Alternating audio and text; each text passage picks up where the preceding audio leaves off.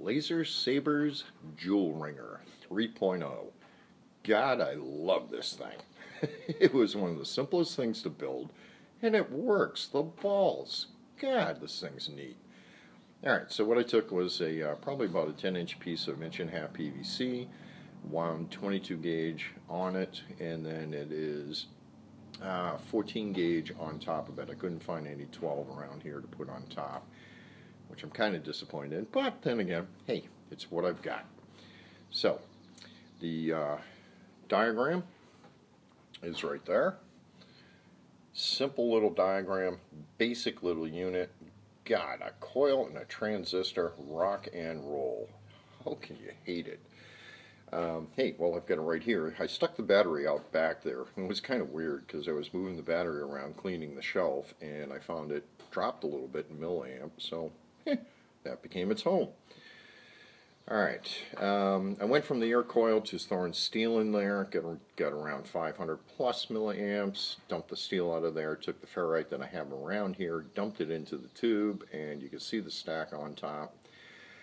Took a couple extra little pieces, threw it around the base of it, and kept reducing down the milliamp, which is the goal. So I'm a little bit over 300 milliamps there. Yeah, maybe 310, 315, somewhere around there. Can't put the digital multimeter on there because I've blown that one too. So, hey, we're on the analog. Cool unit. Running this light, which after a little bit of research is probably a 9-watt to a 10-watt LED because it's got somewhere around 160 LEDs sitting in it, corn light style. And it's running pretty good. I'm into hour 3. Running constant. My little garage light that I have set up, that I gutted out a recharger battery charger and used it as a power supply, mounted a light on it with a 10-watt DC light. 2 hours tops, period, and she dims out pretty quick, so the draw on that thing is wicked heavy. Draw on this seems to be pretty light, and it's got the same amount of light. Alright, of course that little spotlight I've got is a little bit stronger, but what the hey. Hey, the meter. The meter right now, 1231, just worked down to it. Started off when I plugged it in, battery was at 1299. Battery dropped down, 12.5, something like that, 5.2, 5.4, something in that area. But the reality is that's where she settled. So I started timing from that point.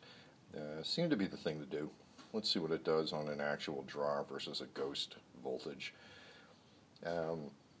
Like I say, I'm into hour 3. I can't get this off my other unit. Love this thing. Never built one before. Would love to know how to tune it in. Would also love to have a ferrite rod and actually get this thing right up to pace. But this is what I have so far. You have suggestions on how to tune it in and get it to run a little bit better, I'd appreciate it. But as it sits right now, this is one of the coolest things I've done so far.